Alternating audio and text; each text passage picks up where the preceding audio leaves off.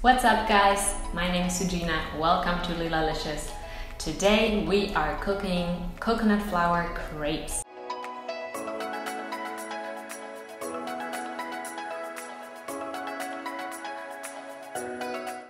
This recipe is perfect for when you're craving delicious thin French crepes, but you can't have gluten or wheat flour, so this is a delicious gluten-free alternative that's also paleo friendly and even suitable on a low-carb diet. Let's jump right in. Start by cracking 4 eggs into a large bowl.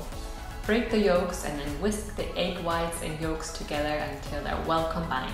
Now add half a cup of water and 1 tablespoon of melted coconut oil or another light flavored oil, and half a teaspoon of vanilla extract. Whisk all of these wet ingredients together until they're well combined. To the wet ingredients, add 2 tablespoons of coconut flour and 1 tablespoon of tapioca starch or arrowroot powder or another starch of your choosing. This might technically not be a keto ingredient, but divided over 10 crepes, the net carb per crepe still only comes to 1 gram, so it's totally suitable on a low-carb diet. And the last ingredient is a 1/4 teaspoon of salt. Whisk all of these ingredients together very well until there are no lumps of flours remaining. Then set the batter aside to rest for about 10 minutes. This will allow the coconut flour to absorb the liquid and your batter comes together in this resting time. In the meantime, prepare your pan.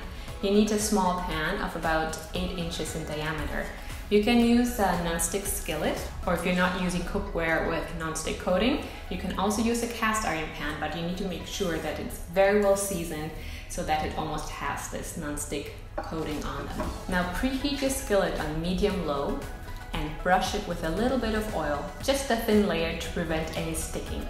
Now add about 3 tablespoons of the batter into your pan and swirl the pan around to spread out the batter all over and create one even thin crepe. Cook each crepe for just a couple of minutes. The tops will start to look bubbly and the underside will just be lightly browned. And then flip the crepe using a fork in your fingers or even a white spatula and cook the other side for just another minute or so until it's done and just ever so lightly browned. Repeat this process with the remaining batter. You will end up with about 10 crepes. If necessary, brush the pan with oil in between. You will end up with this glorious stack of gluten-free crepes that are ready for your fillings of choice. I especially like fresh berries with whipped coconut cream or a nut butter drizzle. This makes a delicious dessert or even breakfast item. Of course, you can also use savory fillings like spinach, pulled chicken, and goat cheese, or any combination of savory ingredients that you would like, and then it would make a delicious lunch wrap.